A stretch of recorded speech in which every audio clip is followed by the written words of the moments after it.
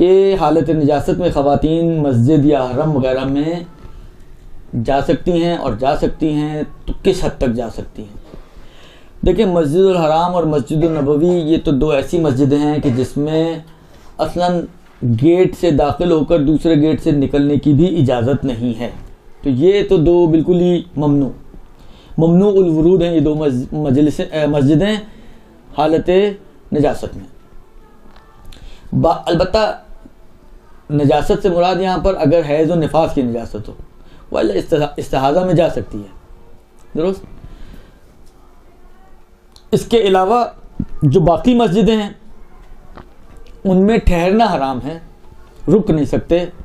لیکن ایک گیٹ سے داخل ہوں، فرض کریں مسجد کے دو گیٹوں سے، یہ ہے نا ایک گیٹ یا ایک گیٹ، آپ ادھر سے انٹر ہوں اور ادھر سے نکل جائیں، اس حد تک اجازت ہے.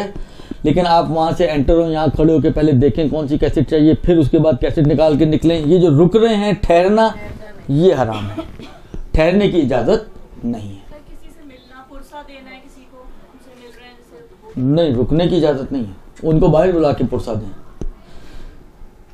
یہ تو ہوگا مسجد کا مسئلہ.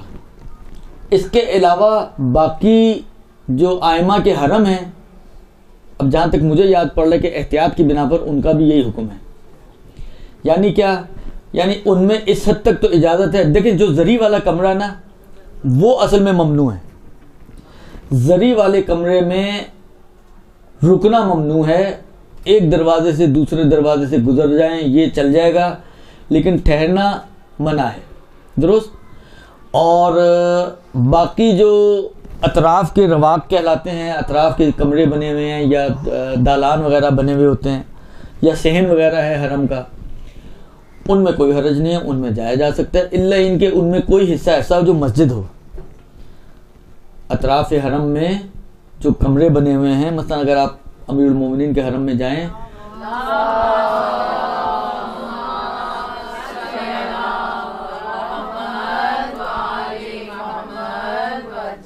تو اس مسجد کے اس صحن میں جو اطراف میں کمرے بنے ہوئے ہیں، آپ دیکھیں گے وہاں پر بعض کمروں کے اوپر لکھا ہوا ہے، مثلا مسجد عمران بن شاہق اور مسجد خضرہ کا گیٹ ایک اندر آتا ہے آغا خوئی کے مقبرے کی طرف. تو مسجد کے ایریا میں نہیں جا سکتے، لیکن اگر مسجد نہ ہو، خالی رواق ہوں، صحن ہو، دالان وغیرہ جو بنے ہوئے ہوں، ان میں جانے میں کوئی حرج نہیں ہے. نہیں، استغفار ہے صرف.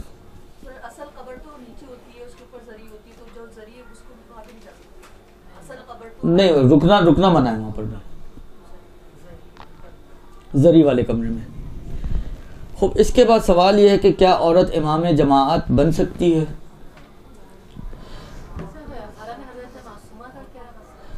دیکھیں، ائمہ کے علاوہ باقی سارے حرم جتنے بھی ہیں، وہی والی بات ہے، بذات خود ان میں جانے میں کوئی حرج نہیں ہے، شرعاً جانا جائز ہے.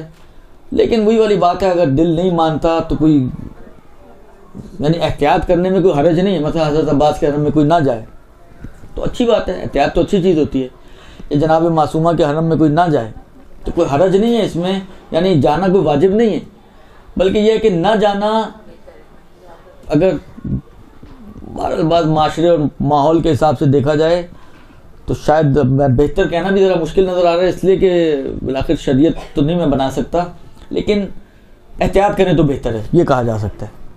احتیاط کرنا تو بہتر ہی ہوتا ہے. اللہ یہ تقدیر ہے. برحمتك يا أرحم الراحمين وصلى الله على محمد وآله